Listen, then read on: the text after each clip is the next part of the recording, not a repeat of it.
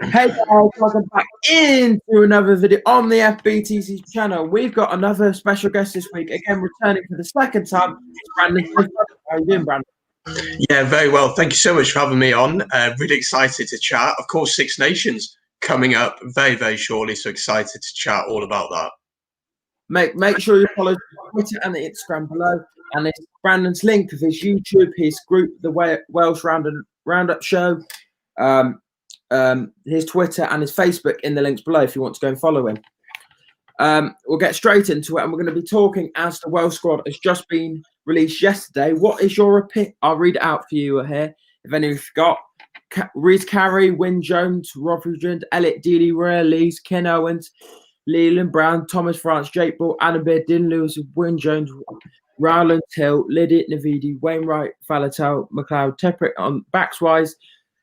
Davis, Williams, Hardy, Bigger, Sheed, Evans, Johnny Williams, Jonathan Davis, Nick Evans, Owen Watkins, George North, Josh Adams, Hallam Amos, Lou Samet, Lee Harpennett, and Liam Williams. What's your opinion? It's quite your opinion. Well, it's an interesting squad. I think Pivac's made a few interesting picks, but to be honest, overall, I don't see that many shocks in there. The only few people I would question, first of all, is Jake Ball. He is heading back to Australia to live with his family at the end of the season. So he does a job, yes, but I question the idea of the longevity of that idea. What's the point having him in the squad if he's not going to be there long term? Because really, you should always be looking to the future. And maybe there are a couple of locks who could have potentially come into the squad. Josh Navidi back from injury. He's had a concussion months ago, and he's actually playing tomorrow night for the Cardiff Blues, which is his first game back. So he's in the squad, and for me, he's such an important player. He does the dirty work. He does the things that maybe aren't as glamorous, but they're so important to allowing the glamorous players to play and to do well. And the other big debate then, which is still a big question here in Wales, is who starts at scrum half. So Rhys Webb is not in the squad at all, although I think he's done okay for the Ospreys. So you got Thomas Williams, Gareth Davis, and Kieran Hardy in the squad. So that's an interesting debate on who starts there. And then finally, I think, the other debate was around the fly half position. Of course, Bigger will start. You'd expect that. But Priestland, as you would know from watching the Premiership, has been playing pretty well for Bath. And there were talks that he would be picked in the squad, and he's linked with a move back to the Cardiff Blues as well. So a lot of good picks. It's a solid squad. It's an experienced squad. And I think Pivac is thinking that he's not going to take any risks this Six Nations. He knows his job is potentially on the line. So he's picked a solid squad, in my opinion. Yeah, I do think, starting with the lock, I think Will Rowland, watching a lot of I watch Premiership, all the main Premiership games I can watch. I do think Will Rowland has been one of the Wasps' outstanding player, and he's been linked. I think he's going back to Wales next season. He's going to play for I don't know which one. He's going to play for them. I think he has to start with Wyn Jones in the Six Nations. He is a guy that's on form. I don't know about the rest of him. He always impressed me when I was in the Wales shirt. And I think your best back row is Faletau at 8, Josh Navidi at 7, and Aaron Wainwright at 6. I agree. 100%. Wainwright's got some stick. He's been frozen out in the. I don't know if that Autumn Nations Cup. I don't know what that was, but that is your best back row. It combines. It has the balance together to really work. Would you agree? It works. You have. And I think Faletau's, if he doesn't go, that's another video, but I totally agree what your opinion on and your friend from Welsh Rugby about the Lions.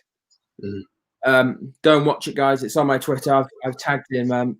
If you want to go and watch it, there's a little snippet of what he thinks in his random. But I do think Faletau is in the form of his life. And if the Lions was this year, Faletau will be picked at number 8. Ooh. I watch Premiership week in, week out. At the moment, Faletau is on form massively. He's dynamic to his game. There are other options. I don't think Billy Villapola's playing that well at the moment, but I just don't know. But at the moment, as it currently stands, I think Toby Faletau is the number 1 spot for that. I think, Gatland's going to be the head coach, of course, so a lot will depend on what he wants to do. The issue with Faletau for me is his fitness. He just can't seem to stay fit for that long. I don't watch the Premiership as much as you do. Obviously, living in Wales, I tend to watch the regions a lot more. So you'd see him play a lot more than I do. I only see him play, I don't know, like maybe 10 times a year. But that back row is very, very exciting for Wales, that's for sure. I love Wainwright, really exciting player, just grabs the ball and just goes. And he's actually quite quick for his position. He's very good in the loose. Navidi, already spoken about him. I think he's one of the key players for Wales. And then Faletau, he's the modern number 8. He's powerful, but he's good with the ball in hand. Can pick the ball from the base of the scrum and go around the corner, and he can finish as well. And he's so experienced now that is a massive thing, because there are a lot of young guys in this Welsh squad. So the back row looks very, very strong, and it's just a question of who starts at 9, really.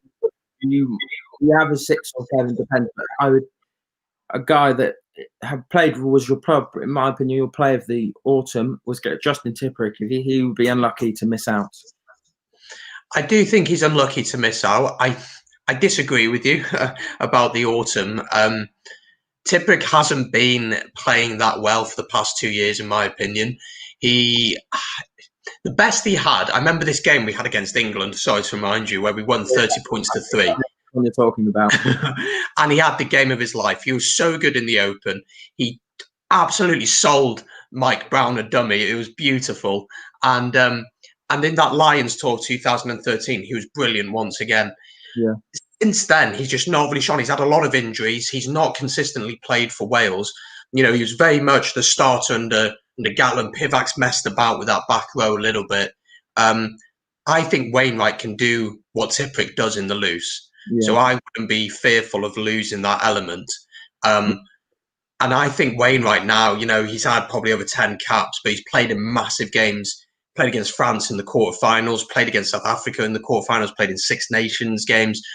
And other the Dragons is not an easy place to play rugby. Obviously, they struggle a little bit, but they're building something good there. And their back row is really exciting as well. But I wouldn't start Tipuric against Ireland. I'd go with Wainwright, because Ireland are very physical, but Ireland are coming to play as well. They like to throw the ball about a bit, especially if they start the likes of Cooney. So I think we have to try and play against them. If we sit back and let our defence won't deal with it. So my back row would be Wainwright, Navidi, and Faletau for sure. Yeah, we'll go on to backs. You mentioned this earlier, but I think my personal opinion for the scrum half, I would go with Thomas Williams. This is a big call watching Premiership. This is what I'm going Premiership doing about.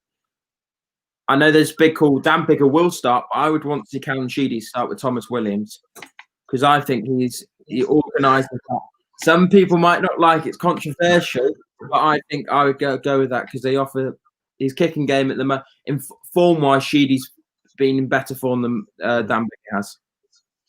Yeah, I think I sort of agree with you, but it's hard, isn't it? Because experience is massive in rugby, but how much does it truly play? I don't know. Bigger for me is just a safe option, isn't he? He'll do a job for you. He won't make a lot of mistakes. He's very, very passionate. He gives 110% all the time. I think his high balls is really, really good.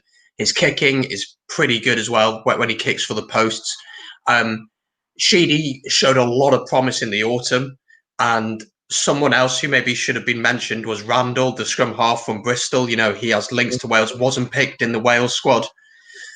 Maybe he could have been someone that we looked at. But it's so difficult, because obviously Anscombe is back training now. He's not going to be up to full fitness for a while. But the original plan under Pivac was to have Anscombe starting and Bigger would come off the bench. That was always the plan. And so Sheedy's now in the mix. Of course, Reece Patchell hasn't been picked in this squad because of injury, so he's not in there. Priestland's been playing well. So there's loads of fly halves that we've actually got. Yeah. Sheedy to start against Ireland, I'm not sure. I feel like Pivac will be so aware of the pressure on him that he will just go for a very solid squad that he knows will do a job, and he won't take risks. Yeah, I agree. We'll move on to the centres now. I think, I don't know about you, Johnny Williams, he's impressed me, and I will go Jonathan Davis as your 12 and 13. I think they offer they're good pairing, offers combat defensively, they're good tackling, they'll be good too. Yeah, I think they're a very good pairing, and that's who I think he'll go for.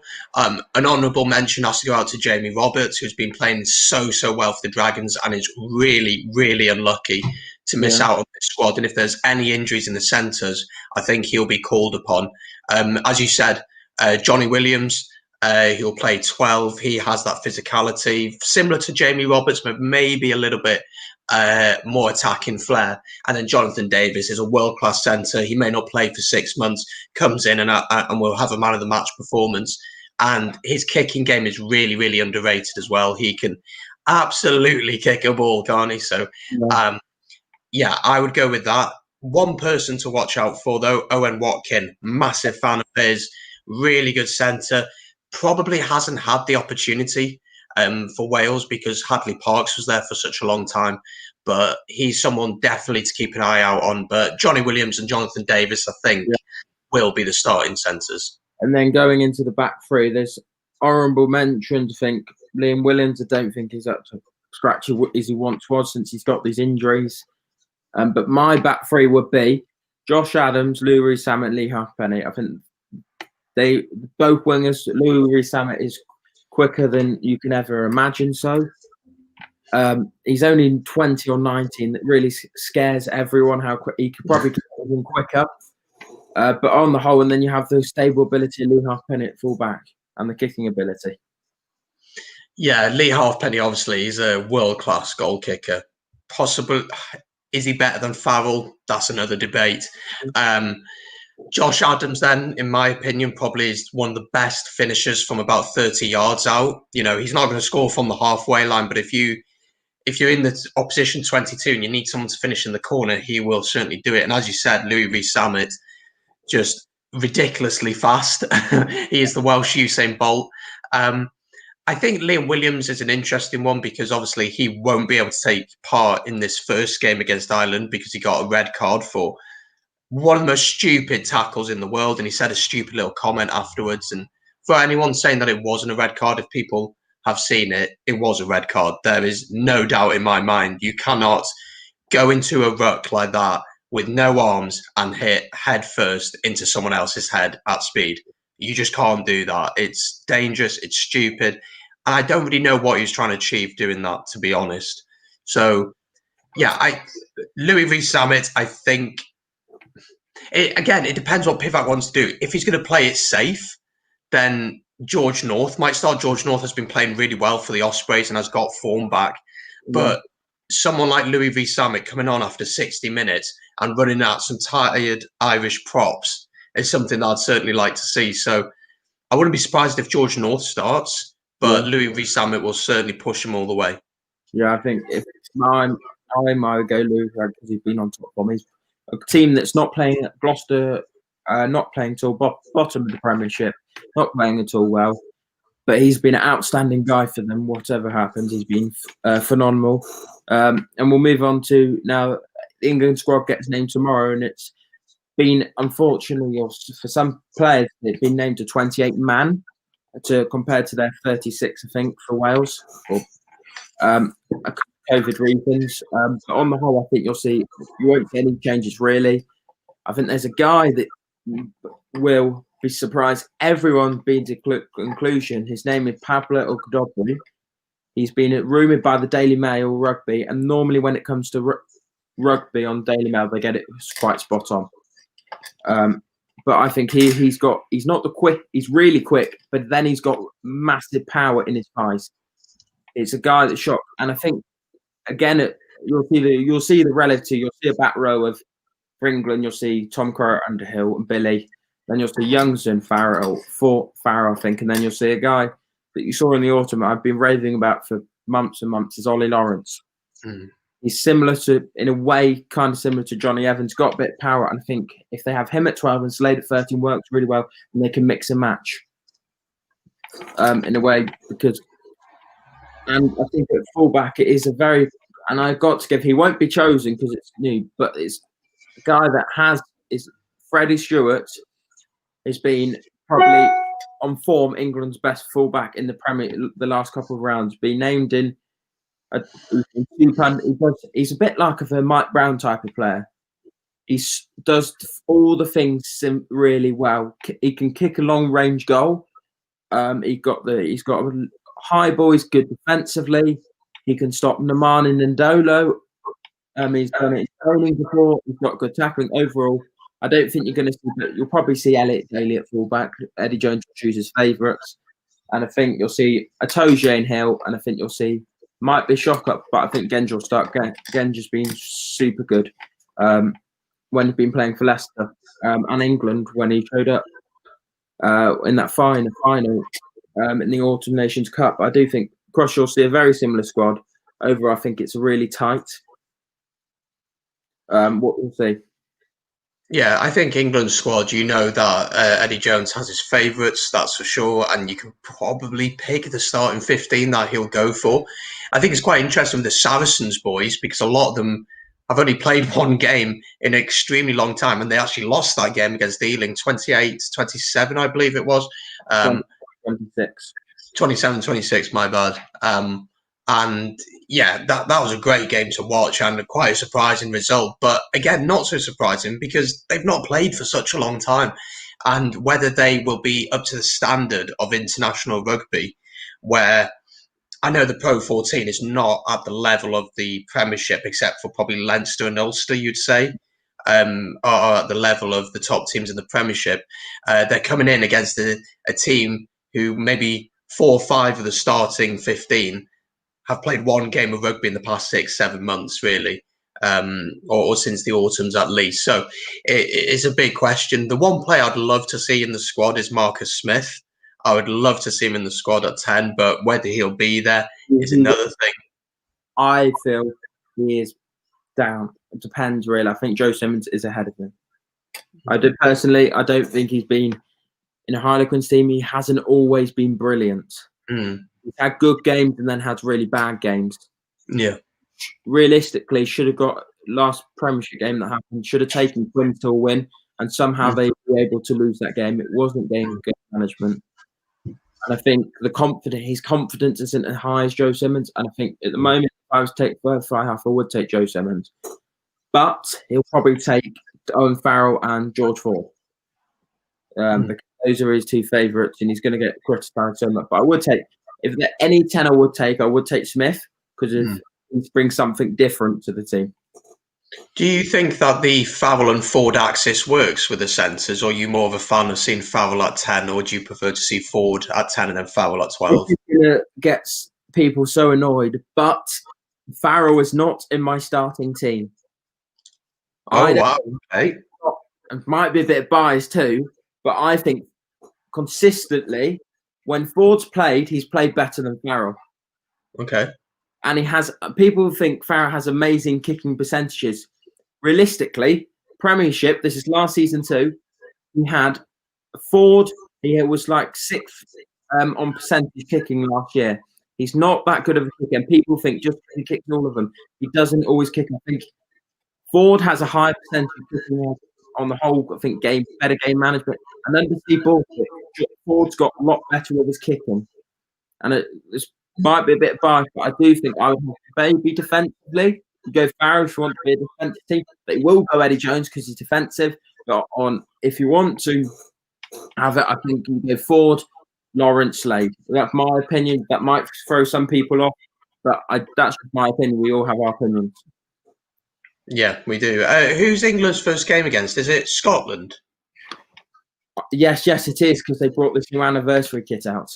Yeah, so they're playing against Scotland, so it'd be interesting to see if Eddie Jones will think about how to stop Finn Russell and how to stop Stuart Hogg.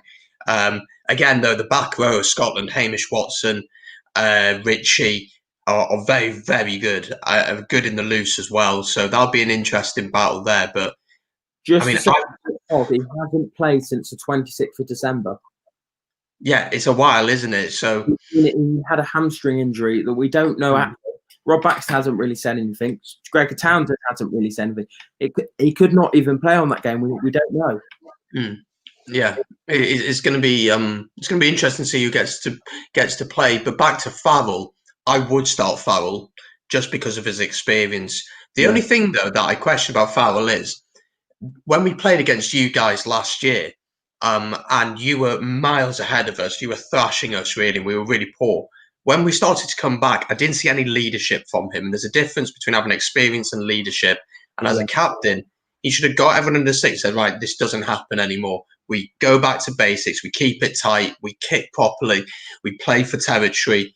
We don't play in the wrong areas of the pitch. We do the simple things well, and we'll get through this and we'll take our points. And I didn't see that from him. Alan Wynne-Jones is very good at that, but obviously Alan Wynne-Jones is completely different kind of player to Farrell. He's like Richie McCaw. He's a proper leader of their team. And I think this will help again. Owen Farrell is not any sort of captain for his club. He's not. And I think this is Paul Ford is a vice captain for his club. Joe Simmons is captain of his club. You can clearly see what Eddie Jones wants. I think he's gonna need to be more captain. And there is always, I always see this when they're in the huddle. It's not Farrell that's speaking normally. It's Ford or Ben Youngs. It's not or Matthews in the polo. It doesn't happen often. We don't know this. It could be a massive voice in the changing rooms, all we know. But what I see is I don't always see Farrell making those team talks when they're speaking to all the players. That's just I can't see, and I just don't think he's a proper leader. I think Rovshaw is a leader, but he had so much pressure on him, it took too much to him. But I think people talk about Mario Toji. Mario Toji is not a leader yet. You can clearly see it. He leads on the field, but he's not a leader like Alan Wynne-Jones is. Yeah, I think Mario Toje has all the qualities to be a brilliant leader, but again, he's so young. Even though he's very experienced, he's so young. I mean, it'll be interesting with the Lions, of course. Will Mario Toje start the Lions? That's another debate, but Mario Toje is an incredible player. He really is. I think he's an awesome player. Bit dirty, to be honest, some of the things that he does in a driving maul and in the ruck. I've seen a few things that he's done, but he's an incredible player and with a lot of potential and could be captain material for England in the future. I know it could be. I think we're just going to Scotland. As you probably see in the Scotland squad, I think the one inclusion, because we've got plenty of time, we've got Cameron Redpath. I know his dad, but I was surprised that he got called up. I thought Eddie Jones, because he's been in Eddie Jones's camp already. I think you're going to see him starting at 12 against England. I think you're going to see a 9 of Price, Russell, Redpath, because he's been outstanding for his club, Bath.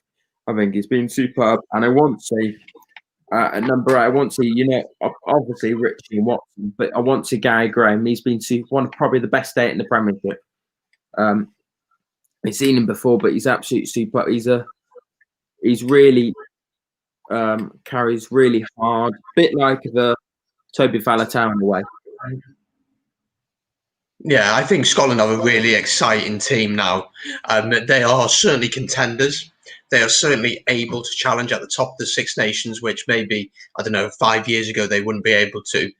My only concern with Scotland is probably where they are strongest is Finn Russell. I think Finn Russell is brilliant. I think he's exciting. I think he can absolutely tear defences apart. Yeah. But when that pass doesn't come off, when that kick doesn't come off, when that dummy doesn't come off, he really leaves his team very, very exposed. And that is something that you have to take the risk with Finn Russell. Understand that sometimes his pass, like the pass he did against England maybe 3 years ago or something like that, at Twickenham, where he threw it from half the pitch, and it was a beautiful pass. When it works, it looks amazing. It goes in the highlights reel. But when it doesn't, it really puts the team under pressure, and he has to know where to play like that. If he's playing like that in his own 22 when you're under pressure, that's stupid. You don't do that. You clear your lines and you get your team up the pitch. But if there's an advantage or it's on and you can go for it, then he's the perfect person to have there. I love watching Scotland play. I love seeing them throw the ball about.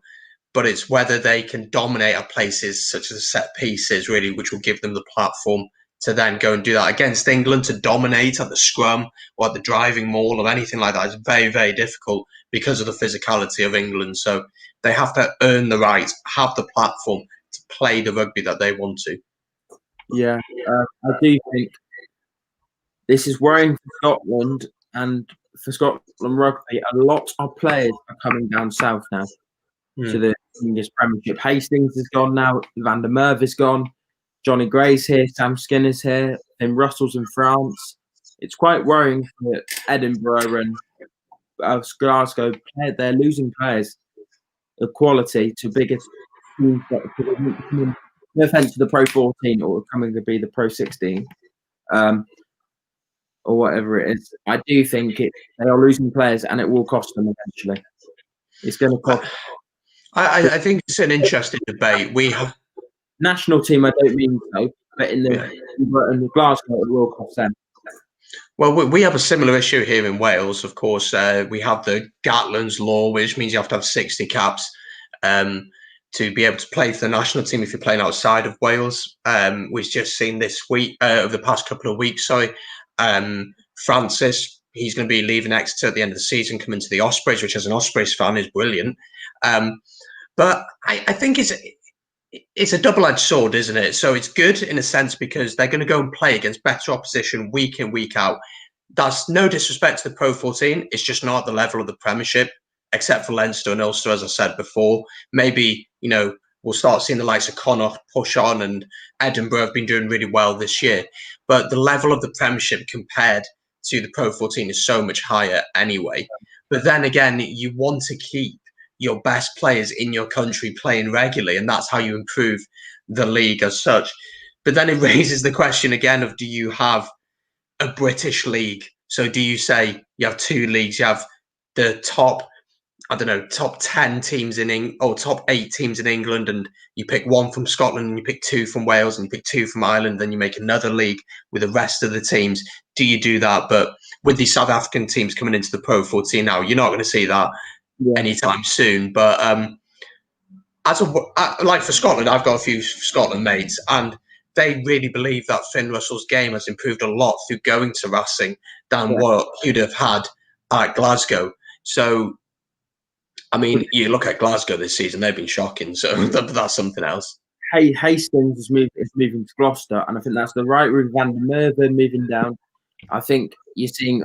I think Cockcroft's done it hugely well to keep Jamie and Richie Hamish-Watson there. I think you would have. I think if Hamish-Watson hadn't signed that deal, we're speculating now. But if he hadn't signed that deal, I think he would have come to the Premiership. I think he'd been linked to teams like Leicester, where he came through the academy. He's been around a school near Leicester called Oakham. I think he's been placed around that, and I think that's where he would have gone if Cockcroft hadn't got him signed up. And I think he would have been replaced with a guy called Jordan Taufua.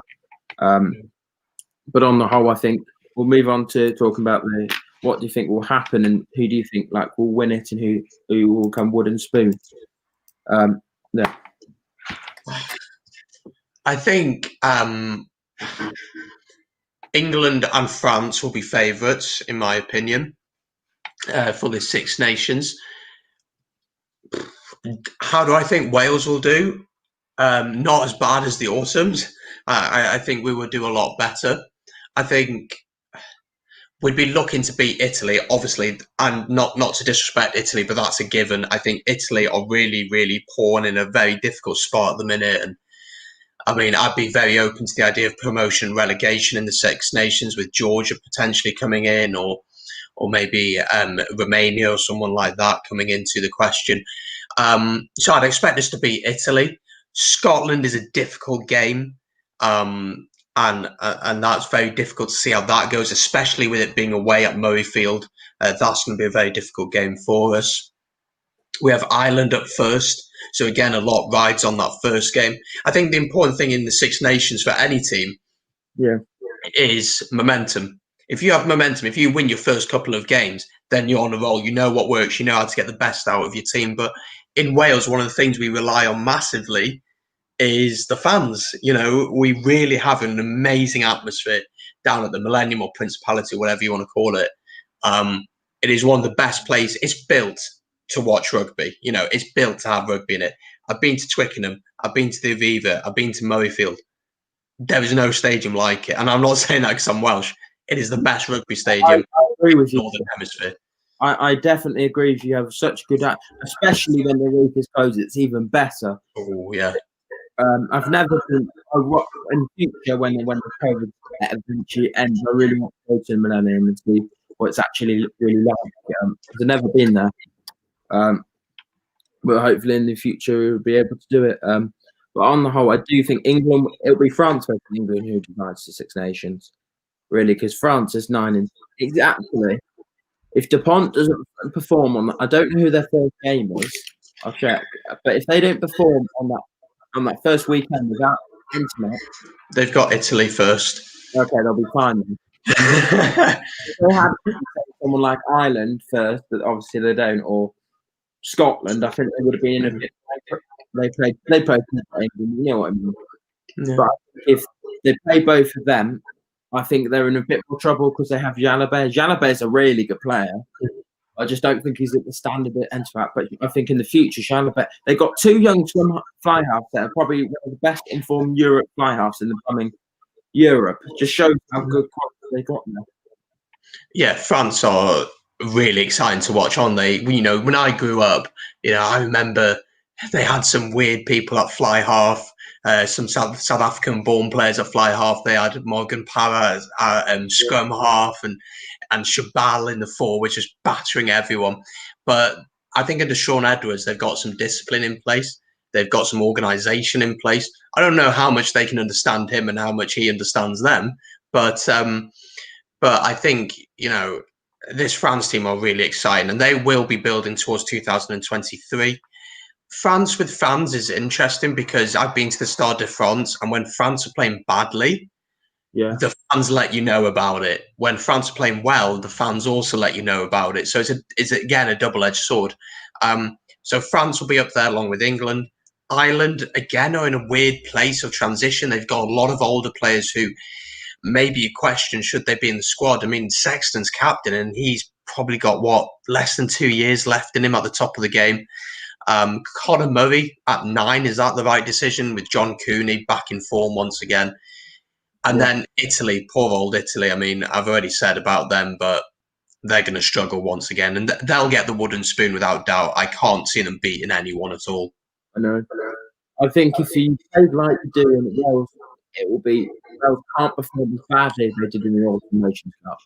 They just can't. They were no offense to Pivac or any Welsh fans, but you weren't. You were absolutely. I was shocked. You were quite poor against Wales on the day. I was quite shocked how poor we were, but somehow you were really poor too on that day, in my opinion. I don't know how, on the whole, but I do. Who do you? Okay, I'm going to put you on the spot now. Who do you think is going to win it?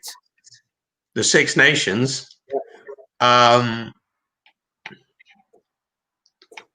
going to back France to do it. I think France will do it.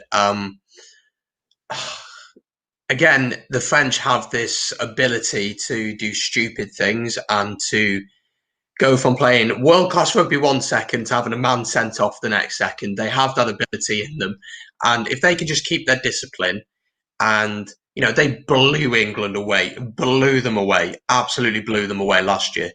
And I think that France will do it this year. I think I'll give you my full table. I think France to win, England second, Ireland third, Wales fourth. I'm going to back us to beat Scotland. Scotland fifth, and then Italy are going to finish bottom of the pile. That's how I think it'll happen. But again, you know, when Wales have had a really bad year the year before, we've won the Grand Slam the next year. So I'm not saying we're going to win the Grand Slam. I think the big game, and luckily I think this is England. England don't always travel well to France. I think it's a massive advantage for England this year. They are at home to France. Mm-hmm. It makes a massive addition. That will basically, and France would have won the Six Nations if it wasn't for their punching a Scotland player in the face. It was the most stupidest thing then going through, but that's guys. We're going to finish it up there. I hope you like the video. I'll see you again for another video.